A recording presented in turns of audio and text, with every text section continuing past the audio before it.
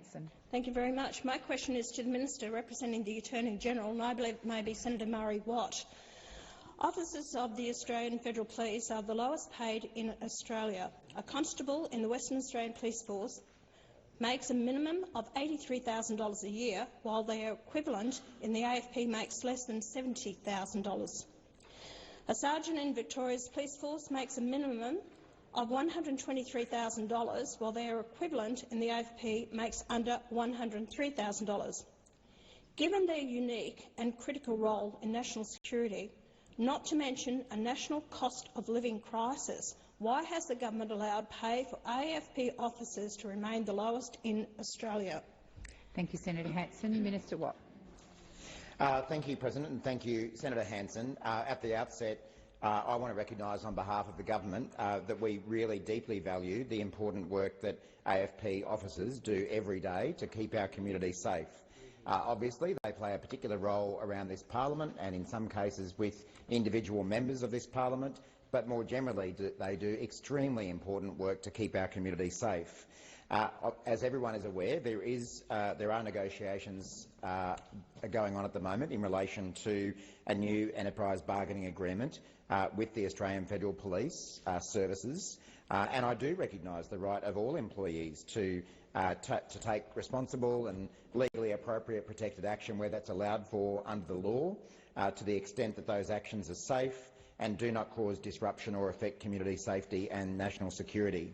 The reality is that, as in so many other parts of the workforce, some of the issues surrounding the wages and conditions that are experienced by AFP officers are a legacy of 10 years of a coalition government.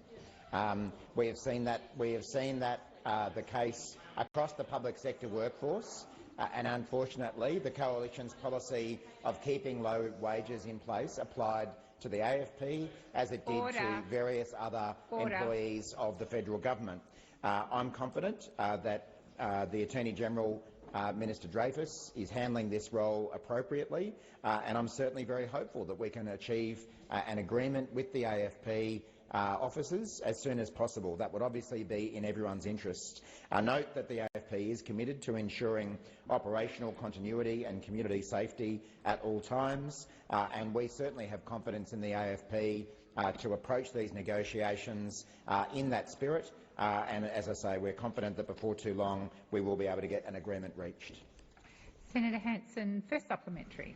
Minister, in 22-23 the attrition rate for the AFP was 6.3%.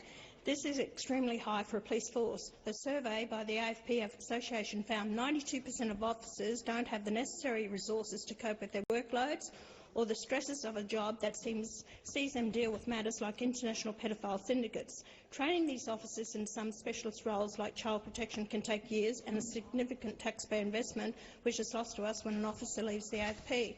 Will the government consider offering Senator Hanson, your time for asking the question has expired. Minister Watt. Thank you, President, and thank you, Senator Hanson. While I don't have the details in front of me, I'm sure that already a pay rise has been offered to AFP services as part of these negotiations. Of course, that hasn't been accepted, as is the case often during negotiations, and I recognise that the result of the vote for the proposed AFP enterprise agreement was announced on the 3rd of June, with the majority of voting AFP members voting no to the AFP's enterprise agreement offer. It was obviously a matter for each AFP member to decide their own position on the offer, and I respect the decision of AFP officers in that vote.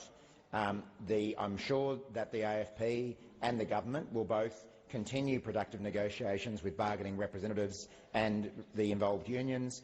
Certainly, from the government's point of view, we're very keen to conduct this bargaining in good faith, and I'm sure the AFP do as well. Thank you, Minister. Senator Hanson, second supplementary. Thank you. Well, 68% of officers told the survey they would leave the force unless a better offer was made. Now, officers of the AFP are planning industrial action in Canberra to demand recognition that they are not desk-bound public servants able to enjoy flexible work from home provisions in exchange for a lower 11.2% pay rise. They deserve a better deal. Your IR Relations Bill is same pay same work, same pay. Will you Thank you, do Senator the same for Hanson. the The time AFP? for asking the question.